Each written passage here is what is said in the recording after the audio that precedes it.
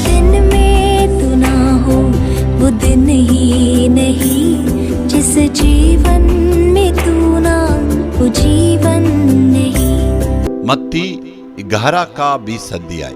तब वह उन नहरों को उलाहना देने लगा जिसमें उसने बहुतेरे सामर्थ्य के काम किए थे, क्योंकि उन्होंने अपना मन नहीं फिराया था। उन सब को उन्होंने उलाहना दिया। जिन देश में प्रचार किया उन्होंने मन नहीं फिराया, उन सब को प्रभु ने ताड़ना दिया। कफरनहूम को देखिए, वे सब मन नहीं फिराए। ये शहर यीशु को इनकार नहीं किया था, उनको अपमान भी नहीं किया, और शहरों में देख के उनको अपमानित करके भेज दिए थे। उनका समान नहीं है। ये यीशु तू यहाँ से चला जाओ कह के उस कदरेन में लोग जैसे कहते वैसे इन्होंने नहीं कहा, बहाया भी नहीं, ऐसे निंदा नहीं किया, अपमान नहीं किया, और उनका नाम को जो है खराब नहीं बोले। लेकिन और सबसे बड़ा पाप किए। कफरनहूम में क्या किया मालूम है? उन्होंने ऐसे पाप किया, यीशु मसीह के वचन को तुच्छ जानने लगे, यीशु को ही उन्होंने तुच्छ जानने लगे। यही पापों में सबसे बड़ा पाप है।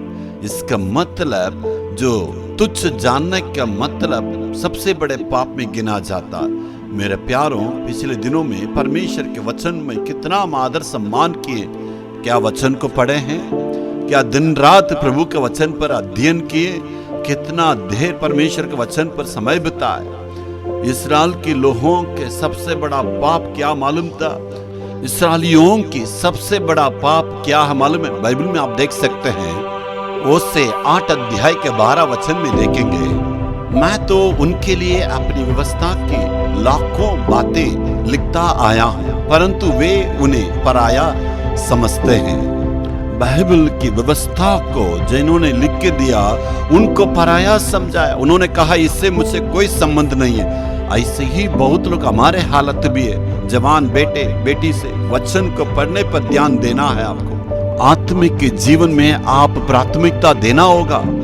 आपको जीवन में क्यों सफलता नहीं है, क्यों जो है विजय नहीं मिल रही है, कुछ भी करने से नुकसान हो रही है, ये सब का कारण क्या है? प्रार्थना को प्रभु क्यों नहीं सुनते हैं? वचन को आपने तुच्छ जाना, इसलिए आपके संतानों को भूल जाएंगे, ऐसे कहता।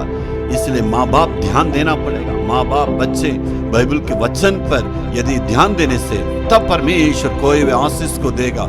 आर्थिक स्थिति में, शरीर की चंगाई, सभी बातों को वापस दे के आने वाला दिन में आपके सिर को प्रभु ऊंचा करेगा। Hallelujah, hallelujah.